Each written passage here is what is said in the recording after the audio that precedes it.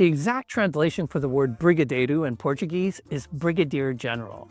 But in Brazil, when someone says brigadeiro, they're talking about a rich tradition that symbolizes happiness. It brings to mind family and friends together, hand-rolling a batch of the tastiest chocolate treats on the planet. That spirit is alive at Mary's Brigadeiro, where Mary and Jason have built something that's as much about culture, connection, and creativity as it is about chocolate. Today, we're sitting down with them at their headquarters to talk about the passion behind their work and how it's turned into some of the tastiest chocolate I've ever had. Thank you so much for taking the time to meet with me today. I appreciate it. I gotta tell you, I loved researching everything that you've done up until this point. It was very interesting. I love the creativity and everything behind making the Brigadeiros. And I want to start with the episode of Dragon's Den, which was super interesting. It became very clear the passion that you had for Brigadeiros and the vision that you had. Tell me, what inspired you to start this business? I believe pretty much because nobody did this before. So when I immigrated to Canada, I was actually looking for something that brought me close to my family, to my culture, to my roots, and I could not find anything. So I was actually looking for gifts that represents Brazil, and I didn't find anything that I was proud with to buy and give as a gift. So immediately I remember of my mom. So I grew up with my first contact with an incredible entrepreneur.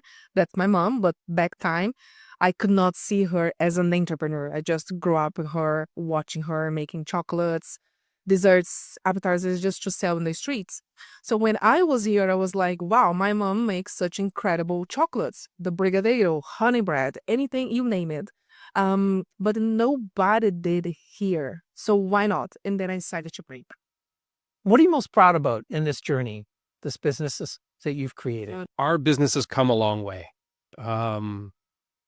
We started at basically selling at markets, street markets, farmers markets, and we used to produce out of a commercial kitchen because back then you needed to produce out of a commercial kitchen in order to sell to the public. It was just Mary and I for a long time, and then we had one employee, and then we had teammate, and we had one teammate, and then we had two teammates, and then we had three teammates. And I think the thing I'm most proud of is with all the ups and downs through COVID, the opportunity with Dragon's Den, and then opening up this space here, which is our brand new space. There's a lot of challenges that come with that and a lot of sleepless nights. And I think the fact that we've grown organically and we've maintained our initial goal, which was, going back to what we mentioned earlier with Dragon's Den and not mass producing. We want to create jobs. We want to create opportunities for women in the chocolate industry, for women in the confection industry. We have our signature coffee, for example, is an amazing product that we're working with with Java Roasters here in Toronto. They're a woman-owned company. The coffee bean itself is from one of the only women-owned plantations in Brazil. So maintaining our mission and our values throughout kind of the growth, this organic growth process, I think that's something that's not easy to do. Sometimes you get lost in paying the bills and making sure that you're making money. You have to, obviously, because you don't survive if you don't do that. But because of our the purpose behind everything, I think I'm most proud of us not losing focus and not losing sight of that. You have clarity. Like, I keep coming back to that, but even for me as an outsider, you have clarity as to who you are, and you really bring that to the table all the time. What makes your Brigadeiro so special? Like, I can tell you that they are fantastic, but I want to hear in your words, or in both of your words, what makes them so special. Hard to say. Yeah. I could say time. That's what makes it special. It's something that we cannot rush.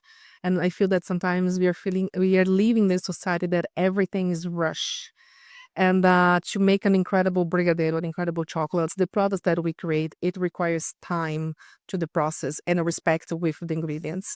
Not just to make them, but also to make sure that we will deliver to the end client an incredible product, an incredible experience.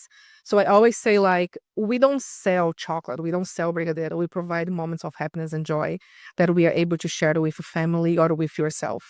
Sharing a little bit about my culture through the chocolates. That's what makes so special.